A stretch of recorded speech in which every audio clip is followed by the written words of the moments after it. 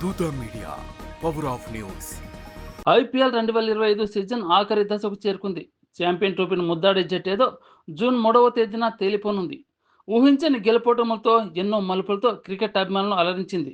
కొంతమంది star players నిరాశపరిచినా మరికొంతమంది young players ధనాధన్ బ్యాటింగ్తో అలరించారు. వచ్చిన అవకాశాన్ని అందిపుచ్చుకొని టీమిండియా జట్టులో చేరడానికి మేము సైతం సిద్ధమని తెలిపారు.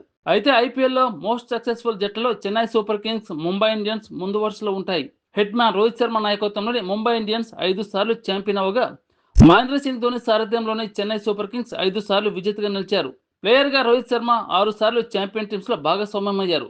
ఈ రెండు టీమ్స్లో స్టార్ ప్లేయర్లు ఉన్న కుర్రోలున్న కెప్టెన్ ముందుండి నడిపిస్తున్నాడు. అదే ఈ జట్ల రహస్యం. అయితే అనూహ్యంగా ఈ సీజన్లో మాత్రం చెన్నై సూపర్ కింగ్స్ పేలవ ప్రదర్శనతో అభిమానులను కంటతడి పెట్టించింది. రుతురాజ్ గైక్వాడ్ కెప్టెన్గా వరుస పరాజయాలు రావడం, సీజన్ మధ్యలోనూ అతను తప్పించి ధోనిని కెప్టెన్గా నియమించారు. అయినా చెన్నై తలరాత మారలేదు. అటు బ్యాటింగ్లోనూ ఇటు బౌలింగ్లోనూ ఫీల్డింగ్లోనూ సత్తా చాటలేకపోయారు. ఆ కారణంగా 2025 సీజన్ నుంచి మొదట నిష్క్రమించిన జట్టుగా నిలిచింది. ఇక ముంబై ఇండియన్స్ వంతు ఎన్ని సీజన్లు మారినా ముంబై ఆడే మొదటి మ్యాచ్లో ఓడిపోవడం ఈ జట్టు స్పెషాలిటీ. అంటే ఆ మ్యాచ్ దేవుడికన్నమాట. ముందు ఓటములతోనే మొదలు పెడతారు. సగం సీజన్ అయ్యేసరికి తమ పవర్ ఏంటో చూపెడతారు. రోహిత్ నాయకత్వం నుండి వస్తున్న ఈ ఆచారాన్ని ప్రస్తుతం కెప్టెన్ హార్దిక్ పాండ్యా కూడా అనుసరిస్తున్నారు. ఈ సీజన్లో కూడా ఇలాగే అయింది. ముందు వరుసగా ఓటములు చూశారు. ఆ తర్వాత వరుస విజయాలతో టాప్ 4లో నిలిచారు. ఇక 300 లోడింగ్ అంటూ మొదటి మ్యాచ్లోనే హైప్ పెంచేసిన సన్ రైజర్స్ హైదరాబాద్ రెండో మ్యాచ్ నుంచి డీలా పడింది. వరుస ఓటములతో పాయింట్స్ టేబుల్లో 6వ స్థానంలో నిలిచింది.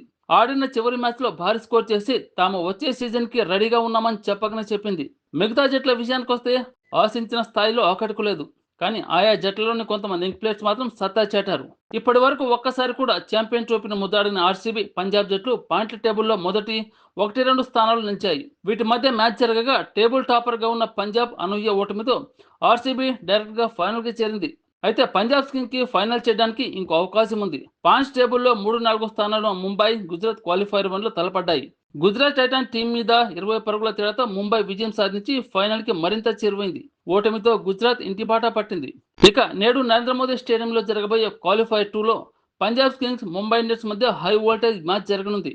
ఇందులో విజయం సాధించిన జట్టు నేరుగా ఫైనల్కి వెళ్లి ఆర్సీబీతో తాడో పేడో తేల్చుకోనుంది. ఇరు జట్లు అన్ని విభాగాల్లో బలంగా ఉన్నప్పటికీ గత మ్యాచ్లో ఓడిపోయిన పంజాబ్ కాస్త నిరాశలో ఉంది.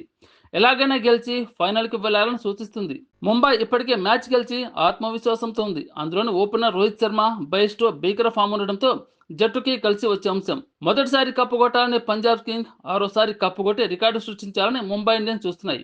ఇకపోతే ఆర్సీబీ 18 ఏళ్ల కళ. ప్రపంచవ్యాప్తంగా అభిమానులు మాత్రం ఒకటే, ఈసాల కప్ నమ్దే. ఆ కళ నిజం చేసేందుకు మరొక అడుగు దూరం ఉంది ఆర్సీబీ. కింగ్ కోహ్లీతో పాటు జట్టు సభ్యులందరూ మంచి ఫామ్ లో ఉన్నారు. ఫైనల్కి ఎవరు వచ్చినా పర్లేదు, కప్పు కడిగి పెట్టండమ్మా, అది మాది అని ఫ్యాన్స్ ధీమాగా ఉన్నారు. అదే నిజమైతే వరల్డ్ కప్ సాధించినంతగా సెలబ్రేషన్ చేయాలని అభిమానులు చూస్తున్నారు. అన్ని విభాగాల్లో పటిష్టంగా ఉన్న ఆర్సీబీ తన కళని నిజం చేసుకున్నదా లేదా అనేది జూన్ 3వ తేదీన తేలిపోనుంది. సోషల్ మీడియాలో మాత్రం ఇందుకు భిన్నంగా పోస్టులు పెడుతున్నారు. పంజాబ్కి ఫైనల్ రావాలని కోరుకుంటున్నారు. ఎందుకంటే ఫైనల్లో పంజాబ్ లేదా ఆర్సీబీ ఎవరు గెలిచినా వారికి ఇదే మొదటి ట్రోఫీ అవుతుంది. అలా కాదని ముంబై వస్తే మాత్రం కప్పుని గద్దలా ఎగురేసుకుపోతుందని మీమ్స్ పేలుతున్నాయి. ఈ రోజు జరగబోయే మ్యాచ్లో ఎవరు గెలుస్తారని మీరు భావిస్తున్నారు? కింద కామెంట్ చేయండి.